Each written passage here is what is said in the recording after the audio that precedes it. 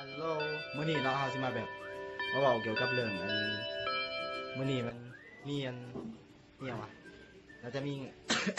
มีหยังก็มีเอ้ยมันสิมีงานแบบงานที่ว่าทางโรงเรียนศิลป์โรงเรียนอยู่เมืองลาวเขาจะ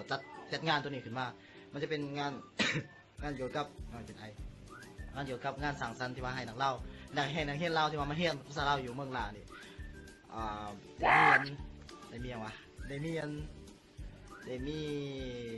ประสบการณ์แล้วก็เรียนรู้วัฒนธรรมไปพร้อมเลยบ่เพียงแต่เรียนรู้แต่ภาษาจีนเท่านั้นแล้วมื้อนี้สิพาคนเบิ่งนี่แหละจักเป็นไผเดี๋ยวผมเบิ่งนะสิพาคนเบิ่งนี่ไปเบิ่งการฟ้อนการเต้นของนักเรียนที่ว่าอยู่โรงเรียนจีนนี่มันสิเป็นจังได๋เนาะคนลาวที่ว่ามาเรียนอยู่โรงเรียนจีนนี่มันก็เช่นแบบมันมีห้องนึงที่ว่าถูกใจที่สุดก็เลยแบบบันทึกวิดีโอไว้แล้วก็สิให้อันทางนี้มันเบิ่งทางคนเบิ่งวิดีโอเบิ่งวิดีโอตัวอันได้ถ่ายไปนี่ถ่ายเพียงแต่ถ่ายแต่ห้องเดียวซื่อเพราะว่ามันเป็นแบบห้องที่ว่ามีหลายรายการหลา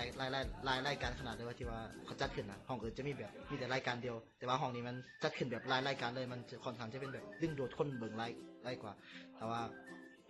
คนเบิ่งรู้สึกเบิ่งแล้วรู้สึกเป็นอะไรก็สามารถคอมเมนต์อยู่ทางลมมาเลยลม oh no ลมสุดเลยคอมเมนต์ไว้แล้วก็ข่อยก็สิไปอ่านแต่ว่าเห็นรู้สึกว่าถึกใจหรือว่ายังก็ข่อยก็เทื่อหน้าข่อยสิมาเฮ็ดอันนี้คลิปอีกคลิปเกี่ยวกับเบื้องหลังนี่บ่โรงเรียนที่ว่าอยู่โรงเรียนนี่ใครต้องการที่ว่าสิมาเรียนต่ออยู่เบื้องหลังก็สามารถคอมเมนต์ทางรูปนั้นได้ข่อยสามารถปรึกษาได้ว่าต้องการมาเรียนอยู่นี่มันบ่ได้เสียค่าเทอมแล้วก็ได้เงินเดือนพร้อมโดยที่ว่าบ่ต้องเฮ็ดหยังเลยมีแต่สมัครรายชื่อเข้ามาแล้วก็มาเรียนต่อได้เลย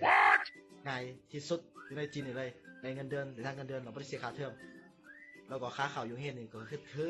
ถึกที่สุดเลยใครที่มาเรียนอยู่นี่ก็ถือว่าอาจารย์เขาจะแบบใส่ใจเป็นพิเศษนะว่ามาเรียนอยู่นี่นะคนที่ว่าต้องการอยากมาเรียน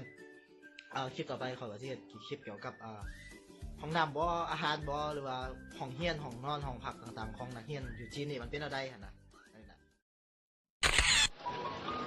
白日的蜡烛，青春驾自来。逝者如夫妇，不舍少宴。欲买桂花同带酒，终不是少年游。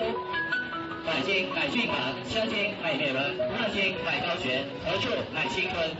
得道养生，得道上下，我们在自学的时光里成长。一路放歌，一路笑，我们在青春的岁月里收获。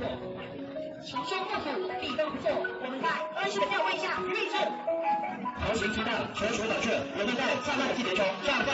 青春影射多年，影射无畏，影射大千长长。青春影射激情，影射饱满，影射平静的力量。青春影射青春，影射活力，影射活动力量。青春影射美好，影射歌手，影射他们的家长。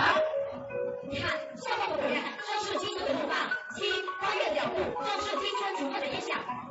热线在青春的躯体里不知不觉，激情在青春的肢体上无法炼药。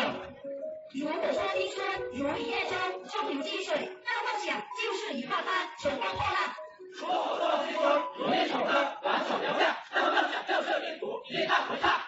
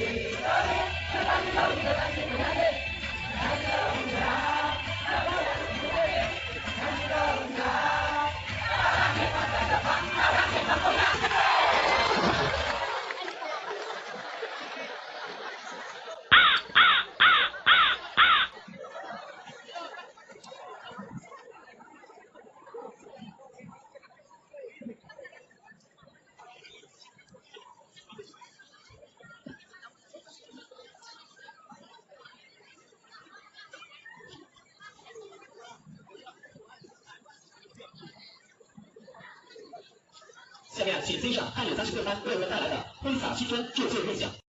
เดี๋ยวสุดท้ายก็จบลงไปแล้วเนาะมีความคิดเห็นบางอย่างก็สามารถคอมเมนต์ทางร่วมได้เลยถ้าว่าใครต้องการที่ว่าจะศึกษาเพิ่มเติมอีกก็สามารถให้คำปรึกษาได้ที่ว่า